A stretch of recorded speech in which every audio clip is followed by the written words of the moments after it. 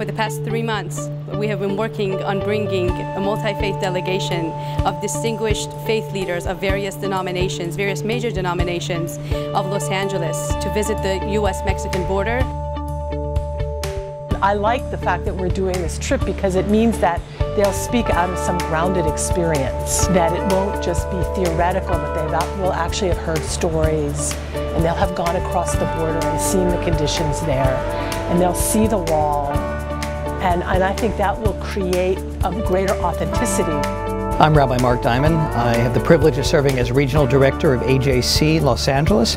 I also serve as the current President of the Los Angeles Council of Religious Leaders, which is a group of 20 judicatory officials representing different faith communities. It feels like there is a genuine commonality of belief in the need for radical immigration reform. It had always been the religious leaders, together with the people from their various congregations, that have been a part of every single important social change in the history of the United States.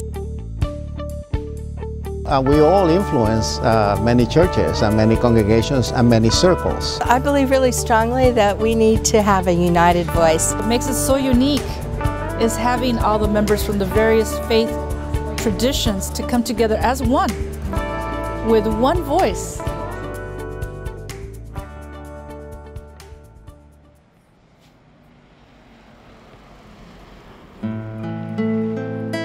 To think that these crosses represent some 4,500 people who have tried to enter the United States for a better life. We have this devotion called the Way of the Cross. These people live the Way of the Cross, trying to better themselves. And they were met with such hostility in the sense manifested in this wall.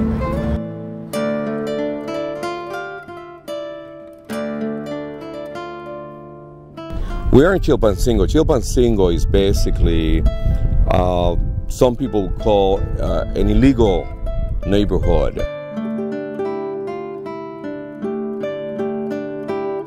We just went to a town that on paper doesn't exist, and it's filled with thousands of people, most of them children, who have no possibility for an education, no activities to keep them from getting into nefarious activities.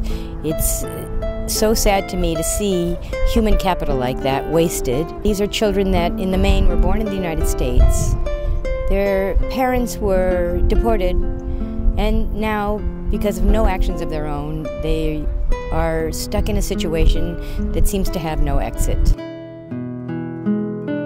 The problems are much more complex than we really understand when you read the papers. This is a human rights tragedy. It's absolutely a tragedy. I'm convinced that it's going to have to be the faith communities. I'm convinced that we are going to have to be the people who speak up. Casa de los Pobres is a Catholic ministry that has been in operation for the last 55 years. They provide great services to the poor folks in Tijuana. And when I'm talking about poor, I'm talking about people that have been deported.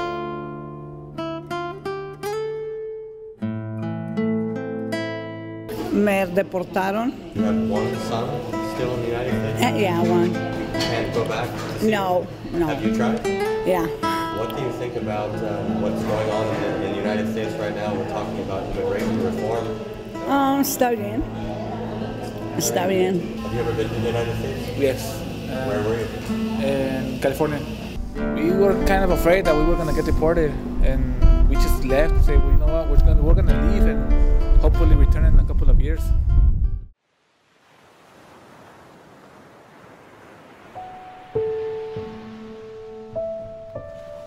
What this wall is basically is the most significant impediment affecting the relationships between two cities. I just got deported like 3 weeks ago. Never did nothing bad, you know. I just got pulled. They pulled me over driving without a license. It was very hard for me because I'd never been here before. I was born here in Mexico, but I have never came back until I got deported. Immigration went to my house. They got me from here. It was terrible, you know. I have 2 kids, my wife, my whole family is there. And I'm planning on going back. My wife tells me come on, get in the car. I'll take you back. I'll take you. But I don't want to do that, you know. People that are doing good over there shouldn't get reported. Actually, they should actually get their green card and their citizenship.